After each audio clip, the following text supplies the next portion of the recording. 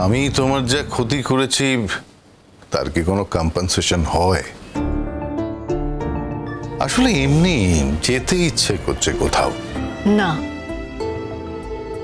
আমি কোথাও যাব না। আমি কোথাও যাব বলে তো এখানে আসিনি।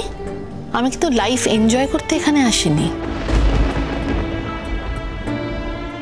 জানি জানি, আমি জানি তুমি আমাকে অনুগ্রহ করতে এসেছো এখানে, আর সেই অনুগ্রহতেই আমি নিজেকে ধন্য মনে করছি।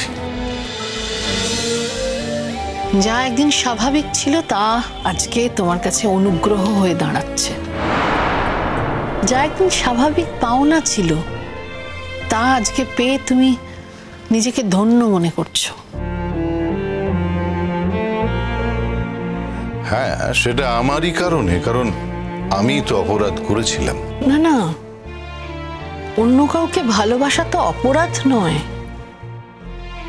আমার কেবল একটা প্রশ্ন সারা জীবন মনের মধ্যে গেঁথে রয়েছে, আমি কিসে কম ছিলাম? আমি কিসে দুর্বল? তুমি আমাকে কেন ভালোবাসতে পারলে না? আমার ভালোবাসার বাঁধন ছেড়ে তোমাকে কেন চলে যেতে হলো? তোমার দ্বিতীয় স্ত্রী তোমাকে কি দিয়েছিল যেটা আমি তোমাকে দিতে পারিনি? এই প্রশ্নের উত্তর আমি নিজেও অনেকবার খুঁজেছি সুচিস্মিতা, আমি খুঁজে পাইনি। তুমি আমাকে এত পূর্ণ করে রেখেছিলে, সেই পূর্ণতা বোধহয় আমার কাল ছিল। সমস্ত পূর্ণতার মধ্যে মানুষ ভাব খোঁজে। মানুষ যে কি চায় মানুষ নিজেই জানে না। মানুষের মধ্যে এত অন্তর্দ্বন্দ্ব, এত সেলফ কন্ট্রাডিকশন, কি বলবো বলো, বলার মতো ভাষা নেই। ধরে নাও আমি একটা নিতান্ত চরিত্রহীন মানুষ, একজন অপরাধী। না, তুমি চরিত্রহীন নও। তাহলে তোমার দ্বিতীয় স্ত্রীর সঙ্গে তুমি সুখে সংসার করতে পারতে না। তোমাদের তো একটা নিটোল সংসার ছিল। আমার আর তোমার সংসারটাও কি নিটোল ছিল না? আমিও ভাবতাম নিটোল, কিন্তু কখন যে ঘুম ধরে গিয়েছিল আমি বুঝতে পারিনি। না না না না, দেখো, ঘুম হয়তো ধরেনি, তবে হ্যাঁ, আমাদের সংসারে কোথাও একটা ফাটল ছিল, সেটা হয়তো আমরা কেউ বুঝতে পারিনি। কেন ফাটল ছিল? কি রহস্য? ফাটলের উৎসটা কি? আমি কি করেছিলাম?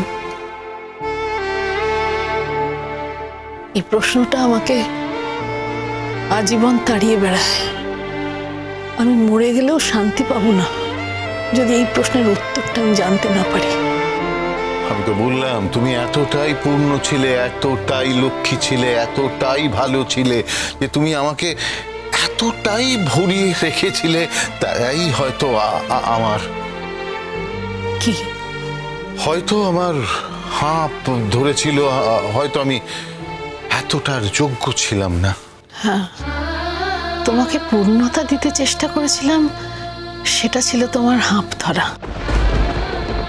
হ্যাঁ, ঠিকই তো, আমারই ভুল। আমি তোমাকে বেশি আটকাট করে রাখতাম, আমি তোমাকে বেশি আগলে রাখতাম। আমি তোমাকে প্রায় সন্তানের মতন আগলে রাখার চেষ্টা করতাম।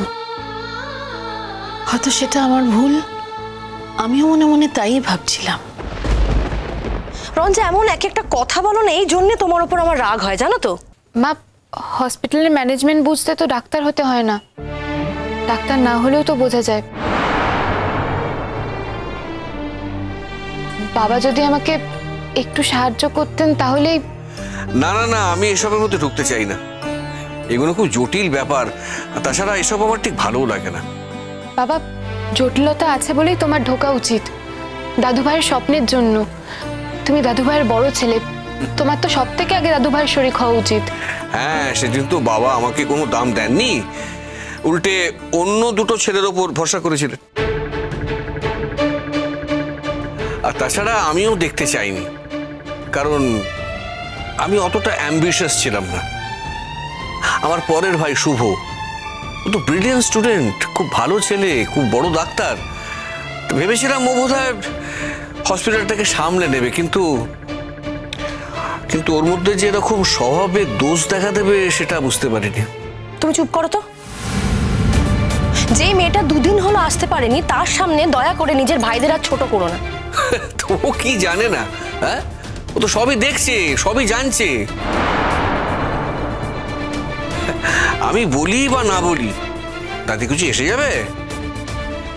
হ্যাঁ মা, যেটা সত্যি সেটা তো সত্যি। বাবা বললেও সত্যি আর না বললেও সত্যি। রেসপেক্ট তো এভাবে আসে না মা। আমি যতটা জানি ওদেরকে ডিসরেসপেক্ট করার পক্ষে যথেষ্ট। রেসপেক্ট করার তো কোনো প্রশ্নই ওঠে না।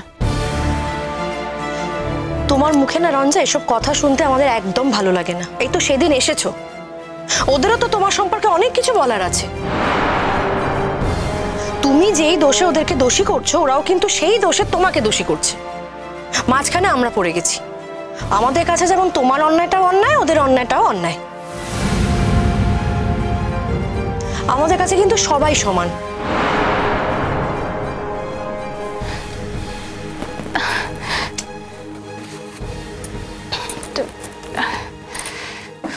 তুমি আমাকে একবার বলতে পারো আমি কি অপরাধ করেছি? দেখো রঞ্জা, আমি এসবের মধ্যে ঢুকতে চাই না। আমার ঢোকার কোনো ইচ্ছে নেই। আমি খুব সাধারণ মানুষ, সাধারণভাবেই জীবন কাটিয়েছি, বাকি জীবনটাও সাধারণভাবেই আমার কেটে যাবে। আমার শুধু একটাই চিন্তা, আমার ছেলেকে নিয়ে। আমার ছেলের যাতে কেউ কোনোদিন কোনো ক্ষতি করতে না পারে। যতদিন রাধিকা ছিল আমি নিশ্চিন্তে ছিলাম, রাধিকা অন্তত আমার ছেলের কোনোদিন কোনো ক্ষতি করবে না। তুমি কি সত্যি বিশ্বাস করো আমি তোমার ছেলের ক্ষতি করব? না না, অন্তত আমি মনে করি না। আমি জানি বাবা তুমি করো না। আমি তো মাকে জিজ্ঞেস করছি। তুমি আজ বললে, আজ আমার মনে হলো যে আমি ঠিকই ভেবেছিলাম, আমি ভুল ভাবিনি। আজকে এতদিন পরে আমার সমস্ত প্রশ্নের উত্তর বোধহয় আমি সম্পূর্ণভাবে পেলাম। না না, ঠিক ঠিক ঠিক তা নয়। মানে দেখো, আমি অত কিছু ভেবে বলিনি আসলে। দেখো, সেই সময় সত্যি কথা বলতে আমি তো ওটা ছাড়া আর কিছু দেখতে পাইনি। সত্যিই তো তোমার এমন কিছু ছিল না যে যা দেখে আমি তোমাকে ত্যাগ করে আসতে পারি, বা তোমার দিক থেকে অন্য কারোর দিকে চোখ পড়তে পারে। তুমি তো বরাবরই আমার ছায়া সঙ্গী ছিলে। আমি যখন যা চেয়েছি তুমি তো সেটাই করেছ। সত্যি তো তোমার নিজের কোনো চাওয়া ছিল না, তোমার কোনো দাবি দাওয়া ছিল না। তুমি কোনোদিনও কিচ্ছু চাওনি আমার কাছ থেকে সুচিস্মিতা। সেই জন্যই তো আমার সব হারিয়ে গেল, সব হারিয়ে গেল। সেই যন্ত্রণাটা যে কি সাংঘাতিক তা আমি কোনোদিনও বোঝাতে পারবো না তোমাকে। তোমার কি ধারণা আমি বুঝি না?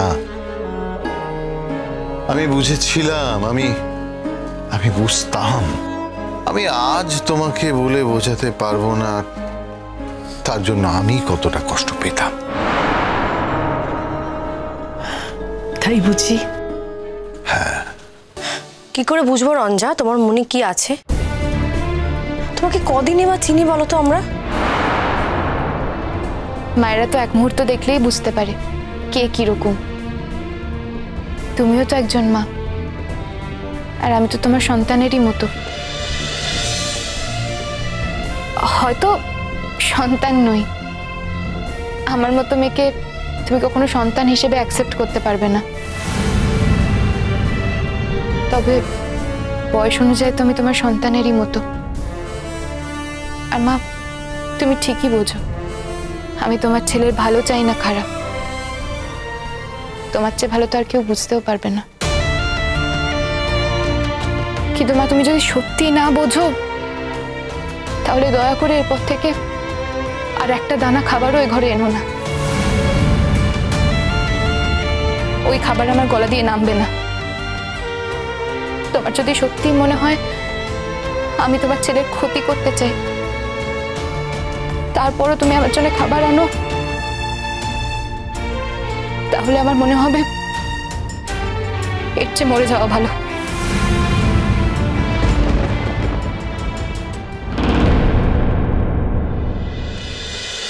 Para pa ika